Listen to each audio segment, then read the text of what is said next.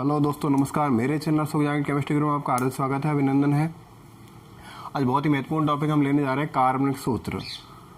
Types of कार्बनिक सूत्र मतलब ऑर्गेनिक फार्मूलाज, कार्बनिक सूत्रों के प्रकार। और सूत्र बहुत ही महत्वपूर्ण है और ऑर्गेनिक केमिस्ट्री के टॉपिक है और बहुत ही फंडामेंटल रूप से बहुत ही इम्पोर्टेंट है। और देखो, टाइप्स ऑफ फार्मूला मतलब कितने प्रकार के होते हैं सूत्र। तो एक तो हम बात करें अणुसूत्र। देखो, इसमें मोस्टली जो हमारे इम्पोर्टेंट है और हमारे फ्यूचर में काम आने वाले वो सूत्र की हम बात कर रहे हैं। अणुसूत्र, संघनन सूत्र, कंडेंसेशन फार्मूला, संरचना सूत्र, स्ट्रक्चर फार्मूला, रेखीय सूत्र, लीनियर फार्मूला। तो इस तरह 4 टाइप के हमारे फार्मूला जो हैं, इसको हम डिवाइड कर रहे हैं 4 टाइप में। अणुसूत्र की बात करें, इनको हम बारी बारी से इनको देख लेते हैं। देखो, 4 टाइप के फार्मूला हैं। अब देखो, इसको देखें, आप समझने का प्रयास करें। बहुत इंटरेस्टफुल टॉपिक है, बहुत अच्छा होने वाला है। हाँ जी, मैं यहाँ पर लिख देता हूँ कोई, जैसे मैं यहाँ पर एक सूत्र लिख रहा हूँ।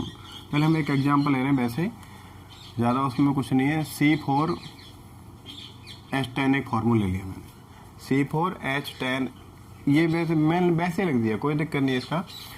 तो ये सूत्र कहलाएगा दोस्तों अणुसूत्र। क्या कहलाएगा? अणुसूत्र।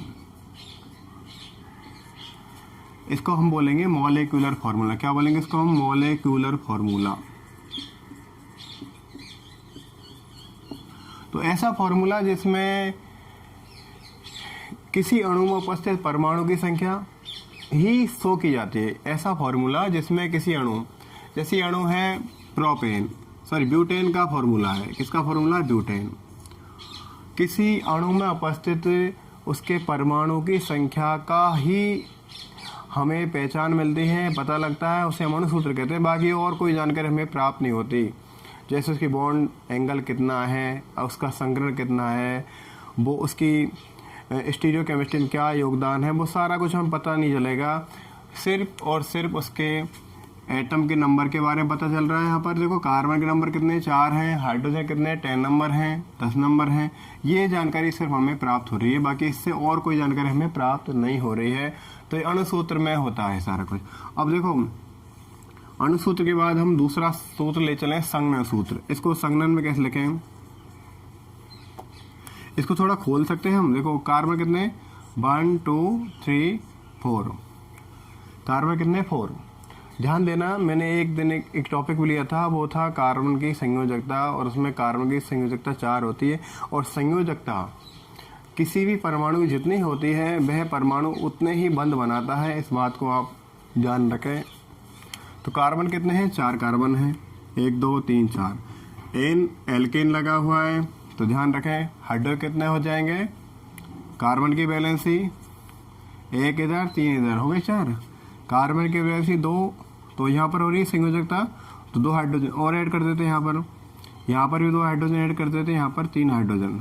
देखिए, टोटल करके कितने हाइड्रोजन हो गए? 3 2 5 7 और 3 10 हो गए। और कार्बन कितने? 4, तो C4H10। तो ये फॉर्मूला है, वो है संघनन सूत्र, कंडेंसेशन फार्मूला। अब इसको और हम खोलें और आगे हम इसको और भी ओपन कर लें। अब यहाँ पर देखें, ऐसा फॉर्मूला जहाँ पर कार्बन और कार्बन से जुड़े अन्य परमाणु के बारे में पता चल रहा है, और बीच वाले की बॉन्ड लेंथ के बारे में पता चल रहा है, बॉन्ड के बारे में पता चल रहा है, लेकिन इससे जो जुड़े हुए हैं हाइड्रोजन के बारे में बिल्कुल पता नहीं चल रहा है। इसकी बॉन्ड लेंथ क्या है, इनके बॉन्ड के बारे में कंप्लीट स्ट्रक्चर नहीं है। यो कहें, एक पूरी संपूर्ण स्ट्रक्चर यहाँ पर नहीं देखी गई है।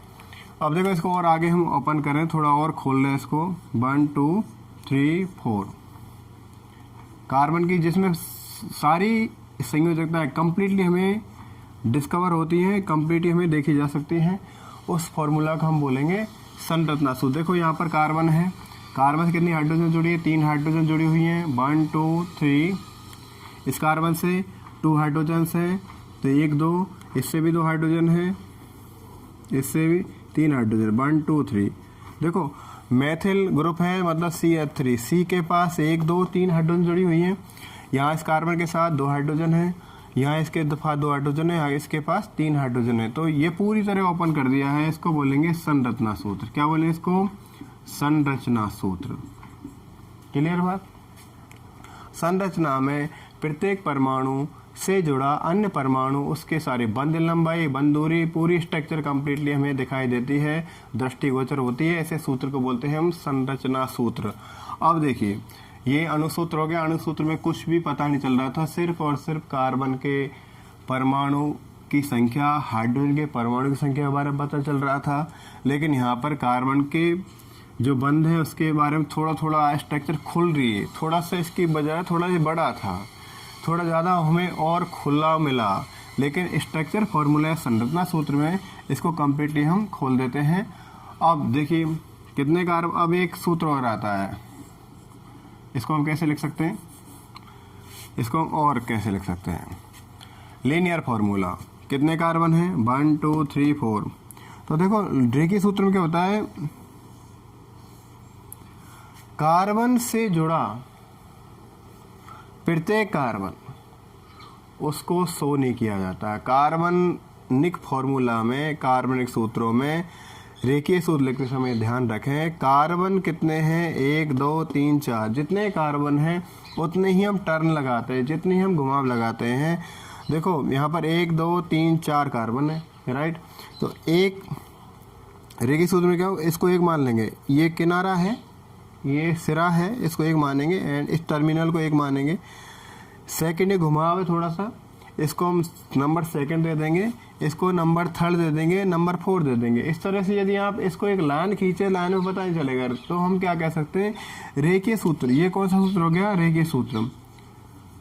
देखो ये भी ब्यूटेन, ये भी ब्यूटेन, ये भी ब्यूटेन, ये भी ब्यूटेन, सबके फॉर्मूला एक समान है, लेकिन लिखने का तरीका अलग अलग है। वो सूत्र कौन से? या रेखीय सूत्र। रेखीय सूत्र में क्या होता है, कार्बन, प्रत्येक कार्बन को एक घुमाव या टर्न या कोण द्वारा शो करते हैं, जहाँ पर, और सिरे द्वारा, सिरे पर कार्बन माना जाएगा, इस टर्न या घुमाव पर कार्बन माना जाएगा, इस एंगल पर कार्बन माना जाएगा, इस सिरे पर भी कार्बन को हम मानते हैं। और कार्बन से जुड़ी हाइड्रोजन को रेखीय सूत्र में शो नहीं करते। कार्बन से हाइड्रोजन 3 जुड़ी है भैया, यहाँ पर कोई शो हो रही है क्या? नहीं हो रही। यहाँ पर कितनी? 2, कोई शो हो रही है? यहाँ पर बिल्कुल नहीं हो रही। यहाँ पर कितनी है? 2, यहाँ पर शो हो रही है? बताओ, नहीं हो रहा। यहाँ पर 3 हाइड्रोजन, बिल्कुल शो नहीं हो रही। तो कार्बन से जुड़ी हाइड्रोजन को शो नहीं करते रेखीय सूत्रों में, लेकिन विषम परमाणु को शो करते हैं। अब आपके बाद पास से क्वेश्चन आ सकता है माइंड में कि विषम परमाणु क्या है? विषम परमाणु कौन है भाई? कार्बन और हाइड्रोजन के अलावा जो भी इतने परमाणु आएंगे, नाइट्रोजन है, ऑक्सीजन है, फास्फोरस है, ये सारे विषम परमाणु में, जो हेलोजन्स है, सारे विषम परमाणु में काउंट किए जाएंगे।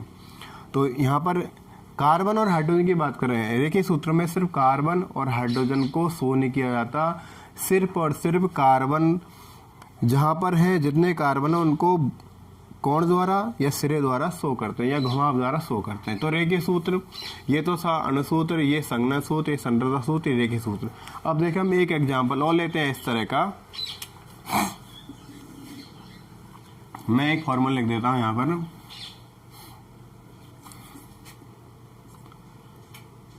C3H6O। ये मैंने फॉर्मूला लिख दिया, और ये अणुसूत्र है। क्या है ये? अणुसूत्र C3H6O, ये अणुसूत्र में लिख दिया है। अब ये अणुसूत्र से बिल्कुल ही पता नहीं चल, मैंने एक विषम परमाणु ऐड कर दिया दोस्तों, यहाँ पर एक विषम परमाणु ऐड है, बिल्कुल पता नहीं चल रहा है कि किसका सूत्र हो सकता है। आप गैस कर सकते हैं कितने कार्बन है? 3 कार्बन, 1 2 3 कार्बन। हाइड्रोजन कितनी है? 3 हाइड्रोजन। जैसे 3 यहाँ पर मैं ऐड कर देता हूँ, 3 यहाँ पर ऐड कर दी, ऑक्सीजन को मैं यहाँ पर ऐड कर देता, चलो है, हो गया। ये भी इसका फॉर्मूला हो सकता है। अब इस तरह देखे तो एसीटोन हो जाएगा भाई। ये कौन हो सकता है? एसीटोन। इसका नाम तो एसीटोन आ गया, स्ट्रक्चर देखे पता चल गया। अब ये तो एसीटोन, कैसा सूत्र हो गया है? संघनन सूत्र। कैसा सूत्र हो गया है? संघनन सूत्र। अब इसको हम कैसे कर सकते हैं? स्ट्रक्चर में और डिवाइड कर लें, और स्ट्रक्चर खोल देते हैं। तो देखो C, इसकी स्ट्रक्चर और खोलने पर हमें ऐसा कुछ मिलेगा, क्योंकि हम तीनों चारों फॉर्मूला की बात कर रहे हैं। CH3 C double bond O CH3। तो ये अणुसूत्र, ये संघनन सूत्र, ये इसका संरचना सूत्र, स्ट्रक्चर फॉर्मूला। अब इसको हम रेखीय सूत्र में कैसे कन्वर्ट करें? देखो यहाँ पर कार्बन है, 1 2 3 कार्बन, तो हमें इस तरह शो करना है कि एक तो सिरे वाला कार्बन हो जाएगा, एक ही हो गया, ये कार्बन हो गया, दूसरा इस घुमाव वाला कार्बन हो जाएगा, और तीसरा ये हो गया। 3 कार्बन की जरूरत है, 3 कार्बन की जरूरत हमें कैसे शो करेंगे? 1 2 3 हो गया। अब विषम परमाणु को शो करते हैं। रेखीय सूत्र में हमेशा विषम परमाणु को शो करते हैं, इस बात का ध्यान रखें आप। विषम परमाणु कौन सा? ऑक्सीजन। तो ऑक्सीजन को हम शो करेंगे विद बॉन्ड, पूरी तरह शो करेंगे। इस तरह से इसका रेखीय सूत्र हो जाएगा, और ये भी एसीटोन हो जाएगी। तो अणु सूत्र C3H6O। ये संघनन सूत्र, संघनन सूत्र में थोड़ा सा अणु सूत्र की तुलना में थोड़ा और खुला स्ट्रक्चर हो जाएगा, लेकिन स्ट्रक्चर फॉर्मूले संरचना सूत्र में क्या हो जाएगा? संरचना सूत्र में पूरे बंध, पूरे परमाणु, सारे बंध, सारे परमाणु कंप्लीटली पूरी तरह उनकी स्ट्रक्चर हमें दृष्टिगोचर होगी, दिखाई देती है। और रेखीय सूत्र में सिर्फ और सिर्फ विषम परमाणु यहाँ पर शो होता है, बाकी कार्बन और कार्बन से जुड़ी हाइड्रोजन का बिल्कुल भी यहाँ शो या प्रदर्शन नहीं करते। ये तो बात थी रेखीय सूत्र की। और अणु सूत्र की, संरचना सूत्र की एक एग्जाम्पल और लेते हैं। चलो एक एग्जाम्पल और ले लेते हैं, ऐसा ही एग्जाम्पल।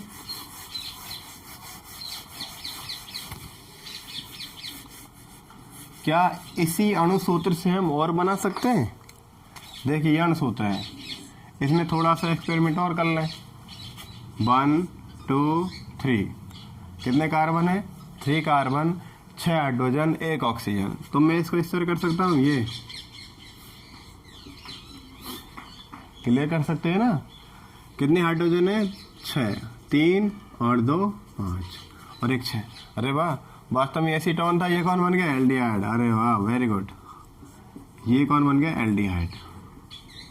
ये कौन सा ग्रुप है? एल्डिहाइड। वहां पर कौन सा ग्रुप था? कीटोन ग्रुप था। ये कौन सा ग्रुप था भाई? कीटोन ग्रुप होता है, ये कीटो ग्रुप था। तो यहाँ पर एल्डिहाइड बन गया। अणुसूत्र दोनों समान है, अणुसूत्र इस एल्डिहाइड का भी और एसीटोन का दोनों का समान है अणुसूत्र, लेकिन यहाँ पर बहुत चेंज आ गए। तो ये कौन हो गया? ये हो गया संघनन सूत्र। कैसा फॉर्मूला हो गया इसका? संघनन फॉर्मूला, संघनन सूत्र। संघनन सूत्र अणुसूत्र की तुलना में थोड़ा खुली संरचना और ज्यादा, लेकिन अब इसको हम और खोल दें तो वो ही कंडीशन हो जाएगी। CH3H, कार्बन 2, कार्बन से 2 हाइड्रोजन बॉन्डेड है, और यहाँ पर एल्डिहाइड ग्रुप। ये कंप्लीटली कैसा सूत्र हो जाएगा? संरचना। ये संरचना सूत्र हो जाएगा। अब इसका रेखीय सूत्र कैसे लिखें? कितने कार्बन है? 1 2 3 कार्बन है, तो 1 2 3। आप ध्यान रखना, प्रत्येक सिरे को हम कार्बन में काउंट करते हैं, कार्बन मानते हैं। कार्बन से जुड़ी हाइड्रोजन को रेखीय सूत्र में शो नहीं करते, लेकिन विषम परमाणु को शो करते हैं। विषम परमाणु कौन है? ऑक्सीजन है भाई, शो कर दो।